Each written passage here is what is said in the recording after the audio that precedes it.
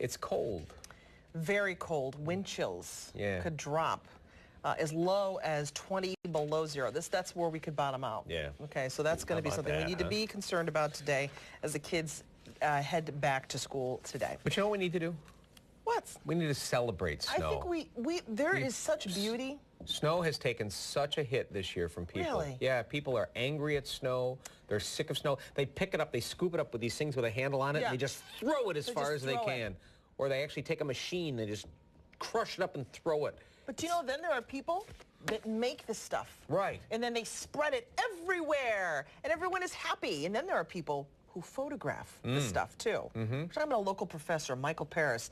Hannah is photographing snowflakes with him to see how beautiful they really are. Hannah, I have a question.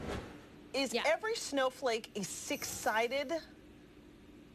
Is every snowflake six-sided? They're all different, right, Michael? They are all different. I have only seen six-sided snowflakes, but I've seen pictures of 12-sided snowflakes. Wow. No way. They mutate. Nobody can always explain the behaviors, but I have yet to find one. It's like the four-leaf clover. I did find one of those, but not a six-sided snowflake. Wow, so there you go, Norma. Mostly six-sided, but sometimes they can change a bit. Norma was wondering if they were all six-sided. Mostly they are, but they start out in Rochester. We get all kinds of snow. We get what are called prisms, and we get little plates. They look like little six-sided structures without wings, and then they grow wings, and we call them dendrites. So there's all kinds of categorizations of snowflakes. Now, how this is kind of what you have on your computer screen right now. I mean, you have pictures and pictures on your website. You're in the photography college of Imaging Arts and Sciences at RIT. Imaging Arts and Sciences. How in the world did you get into this? Because you started photographing snowflakes back in 2003. How did it happen? One of the students visited the Buffalo Museum and Science Center and saw a guy by the name of Snowflake Bentley's pictures. Bentley photographed in the 1890s with collodion and wet plate and wooden cameras, and she was so fascinated with his work she wanted me to show her how to photograph snowflakes. I had no idea. It was a pretty bumpy start to this process.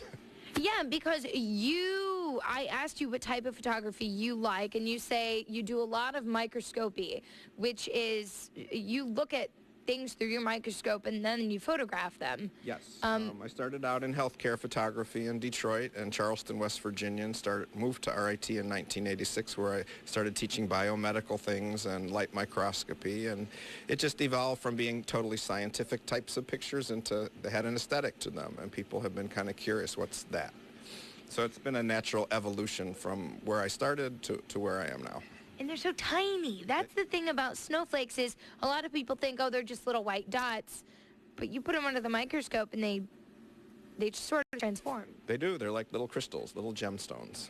So tell us how you collect them, because that's what we're going to do first. Okay. Our first thing we're going to do is collect, and then later on this morning we're going to put them in. So let's go out. I think we have plenty to work with here. You said normally if it's snowing, you'll catch them from the air, but what are we going to do instead today? Well, yeah, the ideal situation is to catch them when they're falling. So I'm watching the forecast, and I'm going online, and I'm reading the newspaper. I'm trying to see when the right band of snow is going to come, because sometimes it can look like needles. It can look like table salt. Someone could just dump their salt shaker on their kitchen table. So I wouldn't really want to spend some time.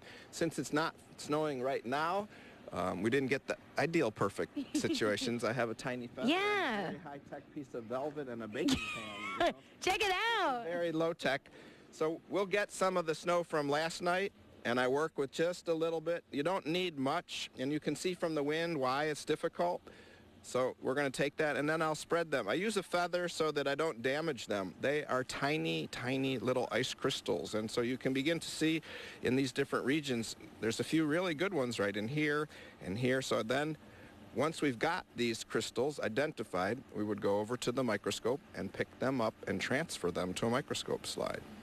And that's exactly what we're going to do in just a little bit. Stick around, guys. We're going to put these under the microscope, and it's going to be like magic. It's going to be amazing what these look like. So I'll toss it back to you guys in the studio. I saw something pretty related to the snow on Saturday. I was in my office at home, and the window had this gorgeous frost on it. Jack Frost does that. It was beautiful. I'd never seen frost like that, and so I took a picture of it and I posted it. And it was, I looked really closely, and it is. There's such intricacy. You know, it's very beautiful. And then the rest of the day, I was cursing the weather. Really? Yeah, it was pretty for that hot second. Wasn't there that one frost on your window that you thought looked like me? Remember that? I looked and I went, wait a minute, is that Doug Embledge? And then the rest of the day, you felt like you were being stared at. I know. I also saw you on my toast one time. Yeah. There was a time I toasted a piece of toast, and there was Doug's face right there staring at me, plain as day, was Doug Embledge's profile. Unmistakable. I mean, I've sat next to this man. I know his profile for a long time, and it was on my toast. Marty has the full forecast when we come back.